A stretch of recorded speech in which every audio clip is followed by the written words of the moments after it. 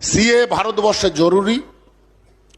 ভারতবর্ষে এই 6 ধর্মের মানুষকে আমরা সিটিজেনশিপ দেব, যে 6 ধর্মের মানুষকে এই সিএতে তুলে ধরা হয়েছে। হিন্দু, খ্রিস্টান, জৈন, পার্সি, শিখ, বৌদ্ধ। পাবে না কারা? ওপাশে যারা সংখ্যাগুরু মানুষ অর্থাৎ মুসলিম সম্প্রদায়ের মানুষ।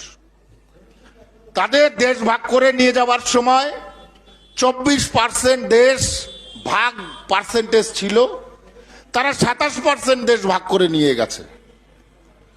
এখন বংশবৃদ্ধি করে ওখানে আবার ভারতবর্ষে এসে ভারতবর্ষের জমায়েত করে ভারতবর্ষের সংখ্যা বৃদ্ধি করে আবার দেশ ভাগ করার তাল। আর কয়েকটা অপদার্থ সরকার তার সমর্থন করছে।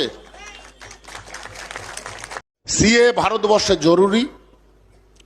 ভারতবর্ষে এই 6 ধর্মের মানুষকে আমরা সিটিজেনশিপ দেব, যে 6 ধর্মের মানুষকে এই সিএতে তুলে ধরা হয়েছে। হিন্দু, খ্রিস্টান, জৈন, পার্সি, শিখ, বৌদ্ধ। পাবে না কারা? ওপাশে যারা সংখ্যাগুরু মানুষ অর্থাৎ মুসলিম সম্প্রদায়ের মানুষ।